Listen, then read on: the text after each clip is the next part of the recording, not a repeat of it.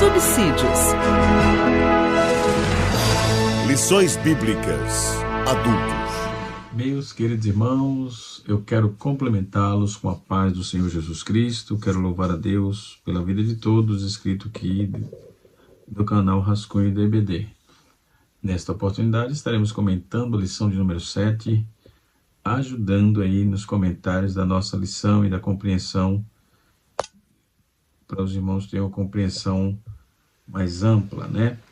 Visto que nós temos um tema interessante. É óbvio que os nossos mestres, nossos professores nesse Brasil afora e até fora dele, quero louvar a Deus aqui pela vida do Balbino, ali no Reino Unido. Deus abençoe os irmãos ali de Guiné-Bissau, os irmãos lá em Portugal. Deus abençoe vocês, da Faculdade UNIT, né, onde lecionamos teologia com esses irmãos. Portugal, Cabo Verde, tem mais outros países africanos que nós estamos sempre com eles lecionando, aprendendo teologia, lecionando teologia com eles pela Faculdade UNIT. E louvar a Deus pela vida de todos os inscritos aqui do canal. Esses irmãos sempre dá-nos aí o feedback. Deus abençoe vocês no nome de Jesus. Vamos para a nossa aula. Nesta oportunidade estaremos comentando a lição de número 7, como eu disse. O tema geral da nossa lição é um tema muito pertinente, né? Estamos estudando sobre as promessas de Deus, né? Confie e viva as bênçãos do Senhor, porque Ele é fiel. Fiel é o que prometeu, porque fiel é o que prometeu, né? Eu sou o pastor Edivaldo Pereira e você está no canal Rascunho da EBD. Vamos para a nossa aula. Hoje nós vamos estudar uma aula muito interessante, né? Estaremos estudando na lição de número 7. Tivemos a lição muito interessante também na lição de número 6, onde tratamos sobre cura divina, e temos convicção que Deus ainda cura, Jesus ainda faz milagres, né? E nesta oportunidade nós vamos estar estudando sobre a promessa de um coração novo, né? Nós vamos conceituar algumas coisas aqui sobre o coração. O que é coração? É coração ou intelecto? O que seria o coração segundo a Bíblia? E o que é coração no corpo humano? Estas e outras questões estaremos comentando aqui no canal Rascunho da EBD. Portanto, não saia daqui. Se você está passando aqui pela primeira vez e ainda não é inscrito, sejam bem-vindos. Se inscreva no nosso canal. Do seu lado direito do seu vídeo vai estar o sininho. Você pode ativar o sininho para receber as notificações. Se for de bom grado, também compartilhe para que esse vídeo chegue para mais pessoas, tá certo? Muito bem. Nós vamos começar conceituando a palavra coração na Bíblia. Coração na Bíblia, ela aparece cerca de 270 vezes, não é? 270 vezes, aliás, 876 vezes, para ser mais preciso, né? Então, o que é coração? Esse conceito nós vamos definir agora aqui na Bíblia, né? Sendo aí coração dentro do hebraico, Levi, ele aparece, é usado 554 vezes. Já o Levi, que é eu estou conceituando aqui os conceitos do coração, dentro do original hebraico, é usado 258 vezes. Já no grego, cardia, que é usado na Bíblia cerca de 159 vezes. Então, Levi é usado 554 vezes, e essa palavra conceituada dentro do hebraico é lebi. Lebi é 258 vezes, tá certo? Partindo dessa curiosidade, o que é o coração? Qual é o significado disso? Não é? A palavra já dizemos aqui, tanto no hebraico como no grego, né? Que grego é cardia, é o centro da vida emocional, é a sede da fé e do amor, é o local da consciência e do julgamento, a fonte de pensamento e de intenções, né? O seu uso na Bíblia nós vamos encontrar em Mateus 5, verso 8, dizendo de um coração puro. Em Mateus 19, 8, fala de um coração duro, um coração duro. E em Salmos 51, verso 17, nos aponta um coração quebrantado. E em 1 Samuel, capítulo 12, versículo 24, nos aponta um coração fiel. Quais as conexões que temos entre coração, alma, ou coração e intelecto, né? Dentro do texto bíblico, em Deuteronômio 6, versículo 5, nós temos coração e alma. Em 1 Coríntios capítulo 2, versículo 12 a 14, nós vamos ver a Bíblia dizendo sobre coração e mente. E em Efésios capítulo de número 6, capítulo número 4, versículo de número 23, nos fala de coração e espírito. Essas são as conexões: coração, alma, coração, mente, coração e espírito, né? E nós temos aqui algumas lições dentro da nossa revista, e ela está pautada em Romanos capítulo, a leitura bíblica classe está em Romanos capítulo 2, no seu versículo 25 a 29, e Jeremias capítulo de número 31, versículo de número 31 a 34, né? Então, nós temos aqui algumas lições. Coração é o centro da vida espiritual. Coração precisa ser renovado, né? 2 Coríntios capítulo 5, verso 17. O coração deve ser puro e fiel.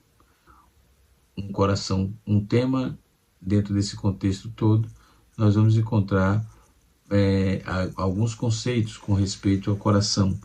A Bíblia nos fala sobre coração de pedra. O que seria o coração de pedra? O coração de pedra nos representa dureza e resistência à mudança. Isso está inserido em Ezequiel 36, versículo número 26. O que simboliza o coração endurecido pelo pecado, né? Primeiro, representa a dureza e resistência à mudança. Segundo, simboliza o coração endurecido pelo pecado, em Mateus 19, versículo de número 8. E caracteriza também aqueles que rejeitam a Deus, Ezequiel 11, verso 19. E é o resultado da desobediência e do orgulho, conforme vemos em 1 Crônicas, aliás, vamos ver em 2 Crônicas, capítulo 36, versículo de número 13, né? E esses são os coração de pedra, né? Outra definição que temos também é a coração de carne. O que seria o coração de carne?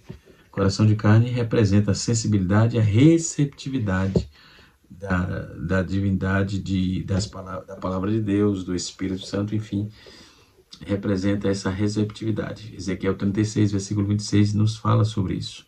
Temos também os coração de carne, simboliza o coração renovado pela fé. 2 Coríntios capítulo 5, verso 17. E caracteriza também aqueles que buscam a Deus. Salmo 51, verso 17. E é o resultado da obediência e da humildade, conforme vemos em Deuteronômio, capítulo número 5, capítulo 6, versículo número 5. Nós temos também a mudança de coração. Deus pode mudar o coração de pedra para um coração de carne. A conversão é um processo de renovação do coração, em Romanos 12, versículo 2. O Espírito Santo, ele opera essa mudança, conforme vemos em 2 Coríntios, capítulo 5, verso 17. Então, a fé e a obediência são essenciais para manter o coração de carne, né? E podemos observar que temos algumas lições a serem aprendidas nesse texto aqui, nessa lição. Primeiro, a receptividade, o coração na perspectiva bíblica, né? Então, como eu já disse, né, nós vamos conceituar aqui e trazendo esse escopo de informação aos irmãos, né?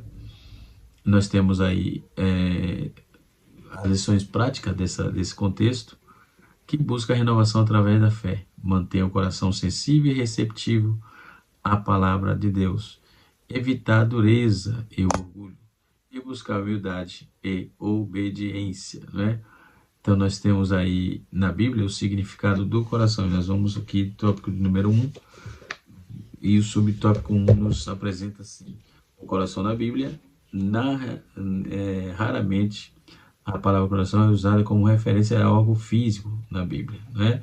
De modo geral, esta palavra refere-se a um homem interior, a fim de revelar o centro da vida mental, emocional e espiritual do ser humano. Desse modo, o apóstolo Paulo, ele faz referência ao homem exterior, ou seja, o corpo físico, né? O homem interior é alma e espírito, né? Isso que constitui o ser humano em um corpo de integralidade, né? Nós temos a parte material e a parte imaterial. Nós temos a parte material que vem de Deus através do sopro, né? E a parte material é que a constituição que houve da carne, né? Então, a parte material é da terra, foi constituído pela terra, ou melhor. E o que foi de Deus, que foi a alma, o Ruah, o Nefesh, né? Como está escrito dentro do seu texto original, ok? Então, é isso. Dentro do texto bíblico, é isso que nos apresenta, né?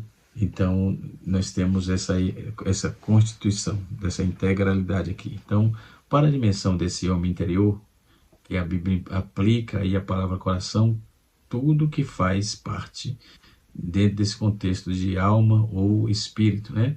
Então, nós vemos a Bíblia falando em Romanos capítulo 2, versículo número 25 a 29, falando sobre um coração, a circuncisão do coração, né?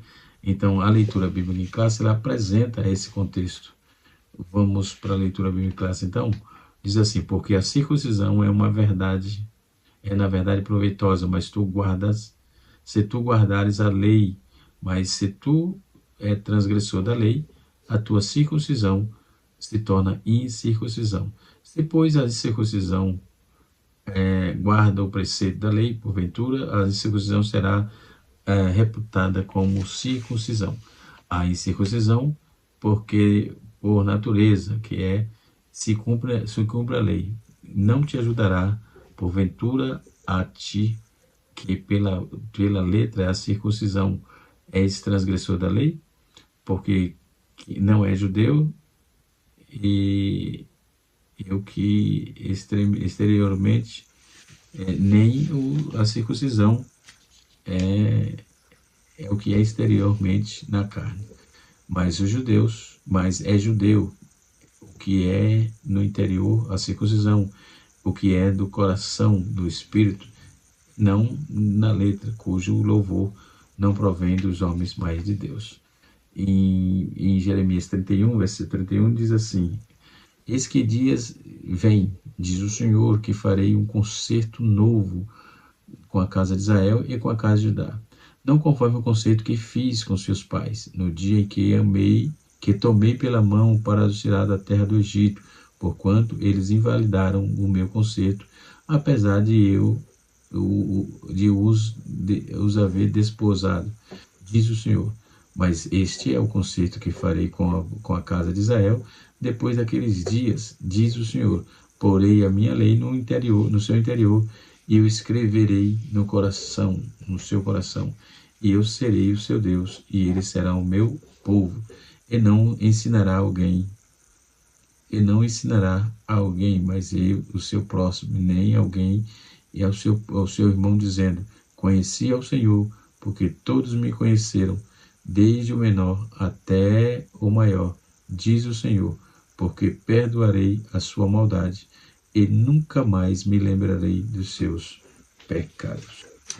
Esse está o texto proposto. Nós temos aqui a circuncisão do coração, isso está proposto no capítulo 2, conforme lemos, no contexto em que Paulo ensina o sentido verdadeiro da circuncisão, né? Então, a nova aliança, de fato, a circuncisão foi um ato físico estabelecido por Deus para descendentes de Abraão. Contudo, no Novo Testamento, o que atesta a nova aliança não é mais a marca física, não é? Mas a obra realizada por meio do Espírito Santo no coração das pessoas, né? Então, essa obra, essa é a verdadeira circuncisão, que é a obra, é uma obra exclusiva do Espírito Santo que nos capacita de um ser seguidor do Senhor Jesus, estabelecer um relacionamento pessoal com Deus. Essa é a circuncisão do coração. É impossível manter um relacionamento vivo com o Pai, né? Sem a circuncisão do coração, ou seja, deixar o Espírito de Deus, por meio da palavra, por meio de Jesus, transformar o seu coração. Aí temos aí o coração novo, que ensina o apóstolo Paulo também, e que remonta aí ao profeta Jeremias, capítulo 31, se bem que, estritamente, ao meu ver, dentro do texto de Jeremias, ele aponta para o povo de Judá, e o povo de Israel. Diz o texto, diz assim: eis que diz o Senhor, eis que vem dias, ou dias vem, diz o Senhor, com um concerto novo com a casa de Israel e a casa de Judá, né? Então, não sei se cabe bem como referência, mas o texto que Paulo autor aqui, sim, né? Mas vamos para frente, né? Isso se tratando de uma exegese com um pouco mais de coerência, né? E assim sucessivamente. Mas, observando bem o texto, a respeito da nova aliança, que rompe com a forma antiga. Então, essa nova aliança não será mais conhecida. Quando o profeta fala de uma nova, fará um novo concerto, aquele concerto antigo já não valia mais, né? E com Israel, para Israel e para Judá. E assim sucessivamente. Então, nós vamos observar que essa nova aliança não seria mais conhecida pelas marcas físicas e ritualísticas que tinha externa, mas teria a ver com o interior da pessoa, pois Deus escreveria a sua lei no coração, poria a sua lei no interior da casa de Israel, né? E assim Deus daria um coração novo ao seu povo. Por isso Paulo faz referência a essa obra como a palavra espírito em vez de letra, não é? E assim sucessivamente. Depois nós temos o conceito aqui de cardia, que eu trouxe, não é? Que é a forma prolongada, né? A forma prolongada da palavra, de uma palavra prima, ou primária, que é cap, ou car, em latim é cor, coração, né? Então, e que é figurado o pensamento, o sentimento, mente, que também, por analogia, é meio coração partido, um substantivo que indica o coração, a sede do pensamento, né? Essa base aqui está na Bíblia de Estudo Pentecostal, na Bíblia de palavra-chave, tenho ela aqui, ó, né? Tá bem aqui próximo de mim, aqui a palavra-chave da CPAD, na página número 2252, né? E o comentarista ele vai trazer essa base aqui dentro desse conceito. Eu só vou abrir aqui para dar uma conferida. 2252.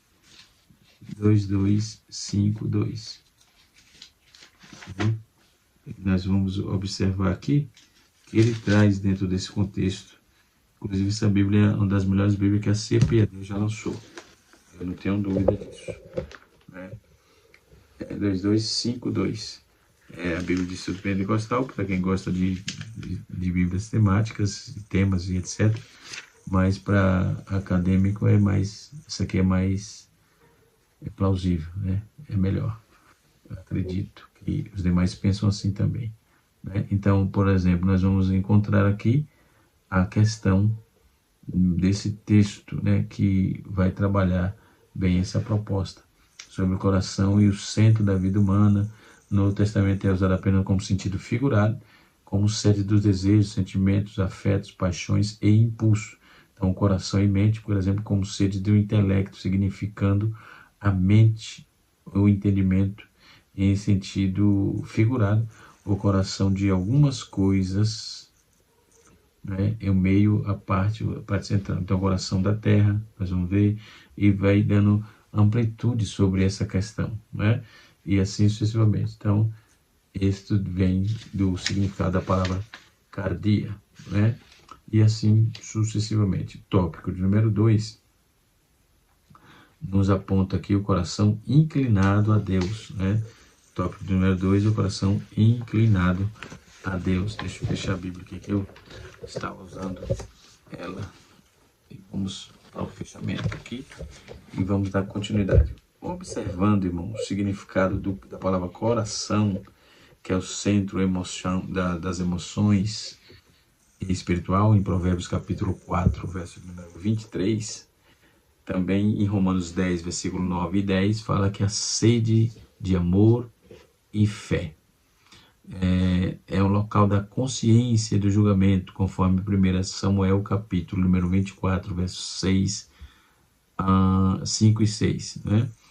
Depois nós temos, como disse já anteriormente, sobre o livro de Mateus, e também temos aqui as características do coração, que é a fonte do sentimento, intenções, capacidade de adorar e louvar a Deus, Salmo 103, verso 1 e 2, local de adoração e do diálogo com Deus, a sede da sabedoria e do discernimento, né? E essas condições do coração, nós temos o coração renovado, nós temos o coração transformado, temos o coração endurecido e o coração partido, né?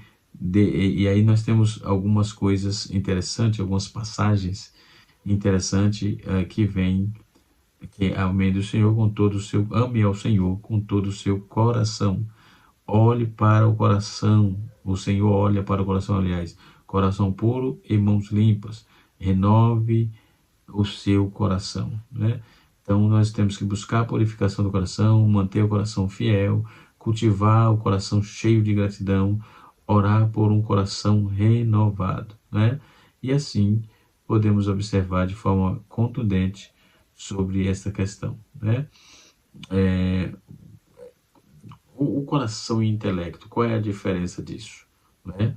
O coração é o centro de fé, como disse, consciência e julgamento, local de adoração e louvor ao Senhor, fonte de motivação e compromisso, né? Já o intelecto é a capacidade de entender e discernir, Provérbios capítulo 10, versículo de número 8. Depois nós temos a ferramenta para buscar aí a sabedoria, né? O intelecto é a ferramenta para buscar a sabedoria.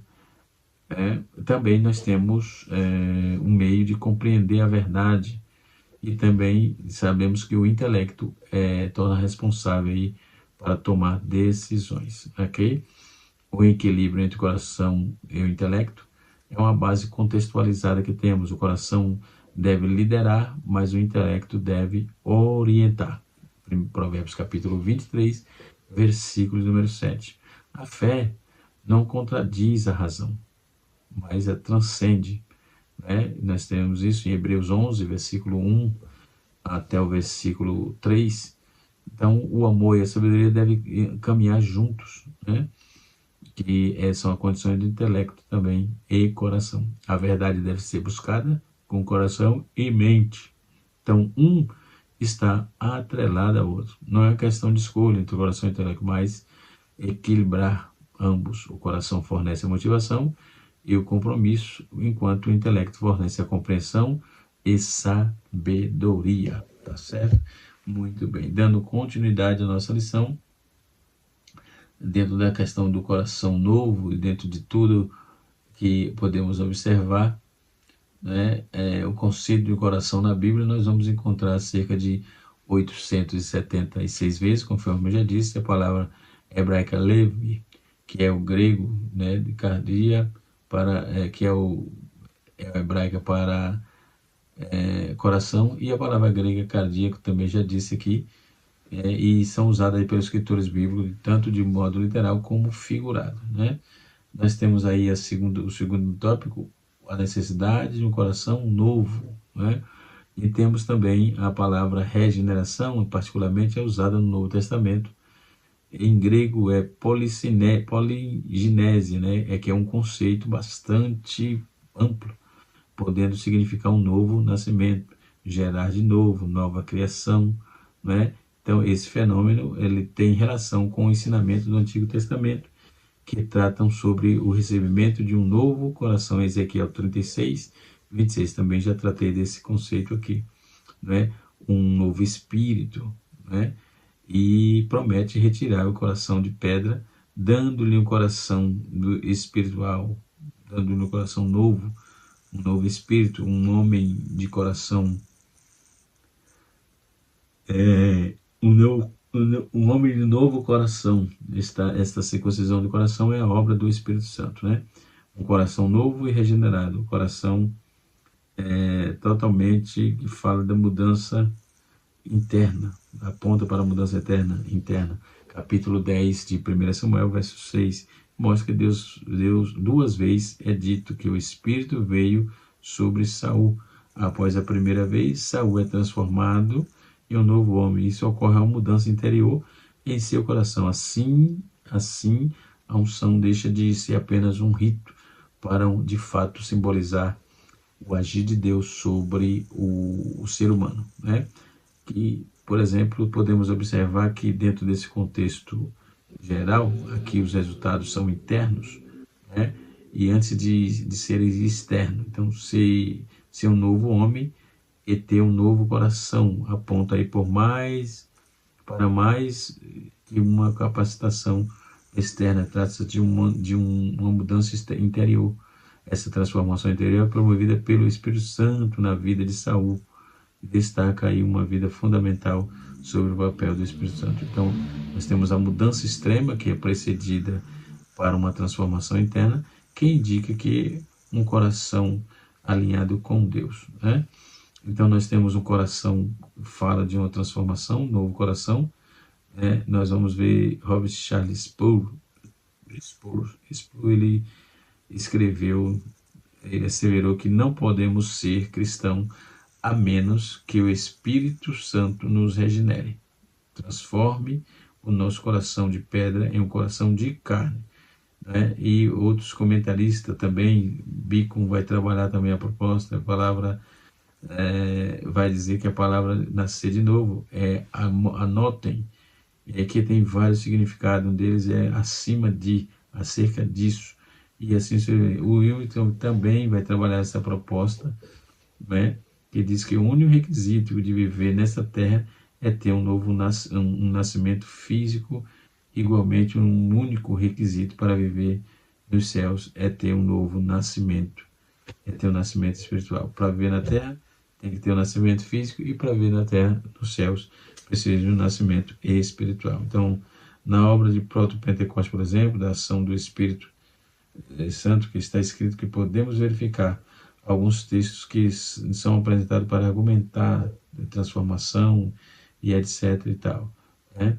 Outro fator interessante é o aspecto do resultado do coração novo. O coração novo é onde a pessoa pensa. O coração onde a pessoa pensa, onde a pessoa compreende e entende, né? O coração faz planos de intenções. A pessoa crê,